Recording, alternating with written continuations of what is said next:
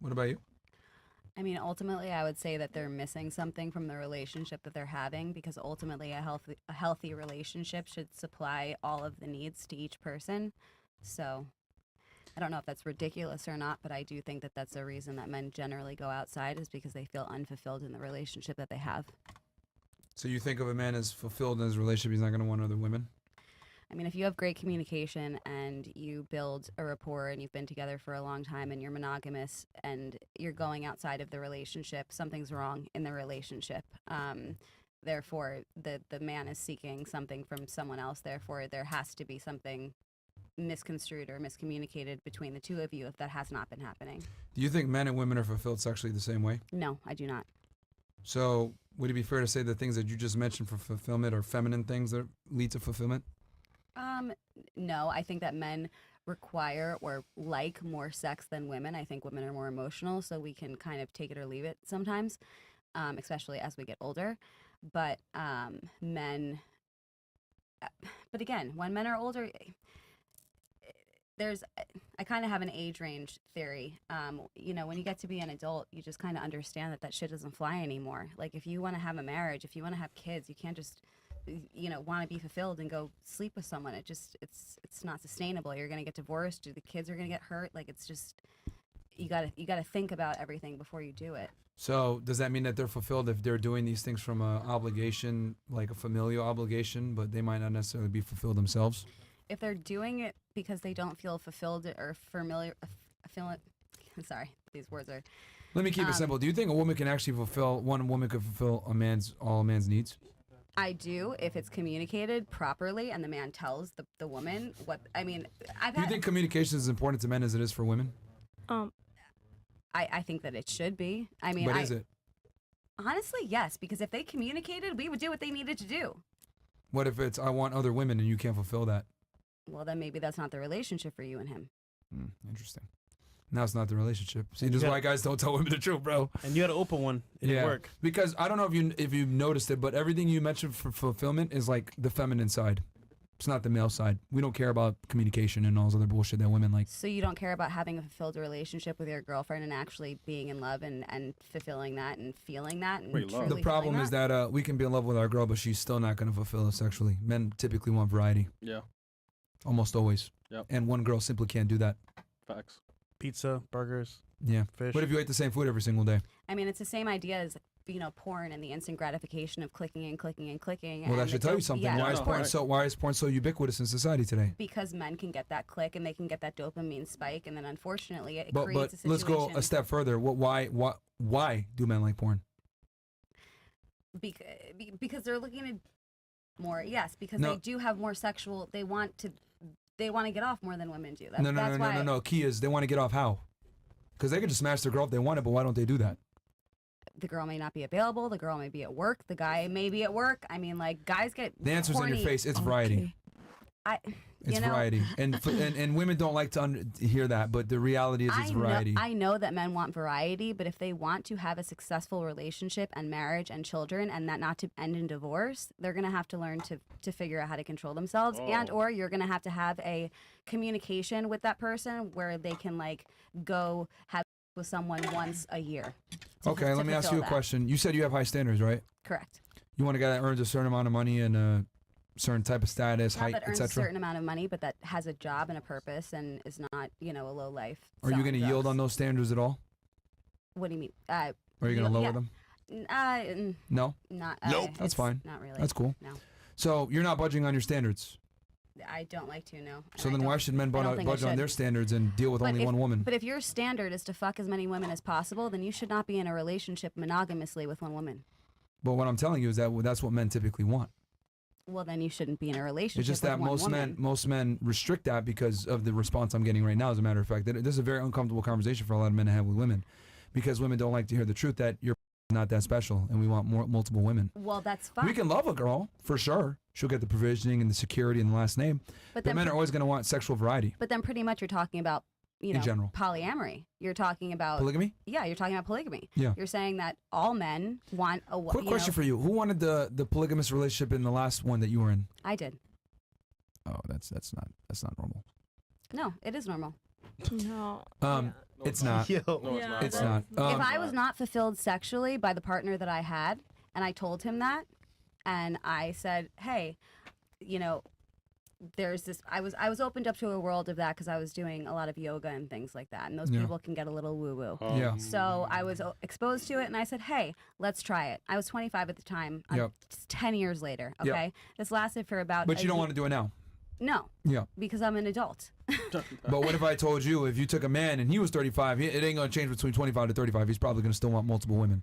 I mean, I'm 35. And the reason for that is because I'm willing to bet the man that you were in, that you had this relationship with, this polyamorous, this open relationship, you probably had more sexual market value than him. You were more attracted than him. It was a gift that he was even in a relationship with you. You could have done better. You knew you could have done better. Yes. Therefore, you were Yeah. like, okay, I will go ahead and get my provisioning and security in a relationship from you because you're a pussy. However, I will go ahead and have sex with more attractive and or date better men than you because I can. And he can't do anything because you have the leverage in the relationship. Would that be fair to say? I allowed him to do the same thing. Did you You allow him to allowed. do the same thing? See, keyword, you well, allowed because him to do the this is same the thing. That when you have a relationship that's open, you have to talk about boundaries. You have to say, Of like, course. am I a priority person? And then, do you talk about the sex that you're having with other people? Do you not talk about it? Like, there's a whole lot of boundaries and things that you need to speak about if you're going to have. So imagine a when you were polyamorous 25, right? relationship. You were like probably at your peak or whatever, and you were able to, Women in their exude. sexual peak at 30, but keep going. That's actually not true. But No, it is true. You can look that's it up. But go actually for it. not true. all right. And let's make sure. So okay, let me. Because she's probably speaking from a feminine perspective that women are in their peak. Maybe they're like more sexual in their 30 or whatever. But for No, men, it's we not. find you the most attractive sexually between 18 and about 25. Okay, that's what you find attractive. Yes. But our men in general. sexual peak, because we actually have explored our bodies for years, Yeah, sure. is in our 30s. But that's irrelevant because that's like me saying, well, technically an 18-year-old boy is at his sexual peak because he's horny all the time. But who cares about an 18-year-old guy because he's useless to society. Correct. He's not sexually attracted to the opposite gender, so it's irrelevant. Same thing with a 30-year-old woman, no offense. Does that make sense? I don't. Like, just because you're at your sexual peak doesn't mean that the other gender is going to be aroused by that. Yeah. Because just like a man who's 18 hasn't created his value at that point, and he's not attractive to a majority of women that are 18 or 19 or 21 that can get with a guy that's 35 that's created his value, a woman that's 30 has lost her.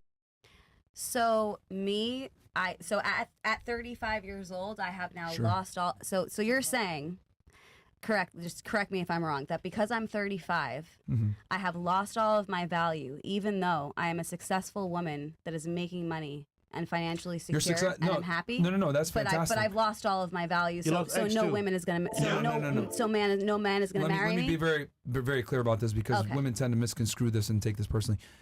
Your sexual market value and how men find you attractive versus your personal success are completely different.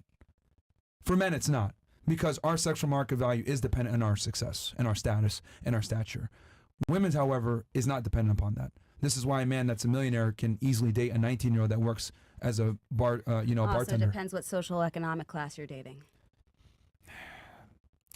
Realistically speaking, men are open to dealing with women that are not on the same socioeconomic level as themselves. However, women don't do the same, typically. Depends. It's very hard to date outside your socioeconomic class. For women. For men, it's not, is my point.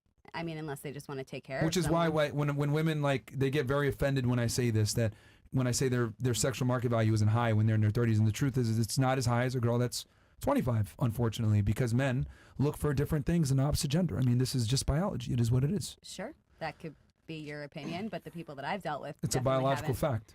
Okay, sure. They've done studies on this. They polled men between 18 and 60 years old, and they found men found that women between 18 to 25 years old were universally the most attracted to them. That I agree with.